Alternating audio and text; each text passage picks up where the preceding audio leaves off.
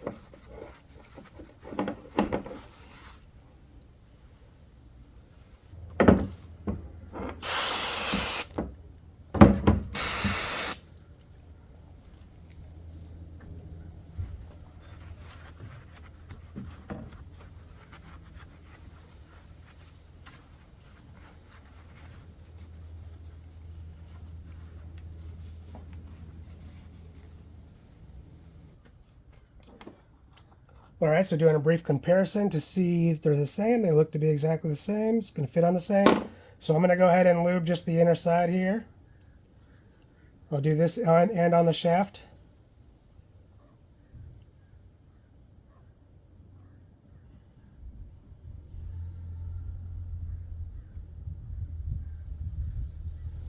All right, now I'll get this on the shaft.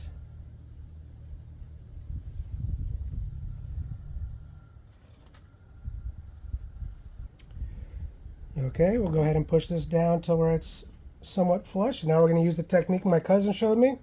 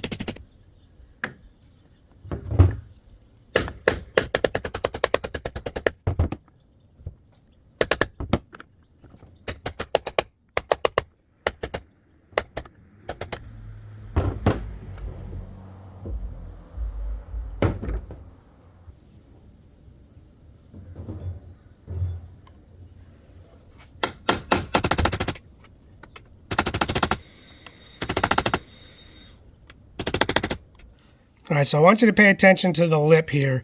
I was able to get it really close. I didn't want to go too far, but that looks a lot better than what it used to before as far as uniformity around the lip.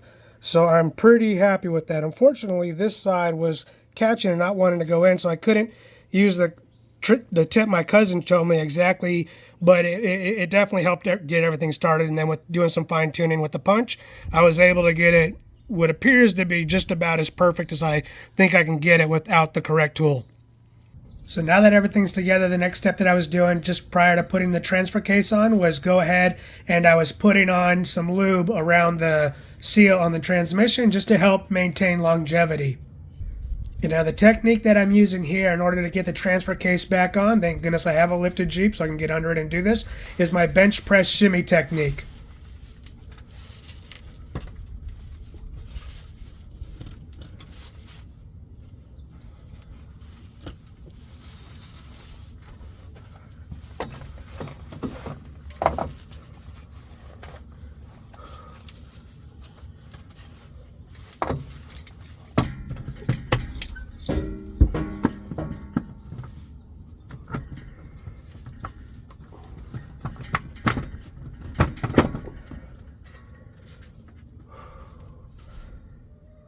All right, well, that's going to go ahead and wrap up this video. Now, I will say I'm not going to know how well the repairs take until I, test it over time. Seemed like even when putting it in crooked this time, it took a little bit before it kind of exposed itself. But I do plan on taking out my Jeep tomorrow and giving it at least a little shakedown test and seeing if it at least holds up on the first trip. And we'll just keep taking a look at things, how they go as we, do each trip, just slowly building up. Now, I will say that's the plan because when I took it for a test drive yesterday, I got some indications that my camshaft position sensor has failed. So I'm getting ready to change that and, as a matter of fact, do another video. But as long as all goes well, I will be out on the trail tomorrow. All right, ready to go. Let's see how it starts. But anyways, thank you for watching. I hope you enjoyed this video, and I'll see you on the next one.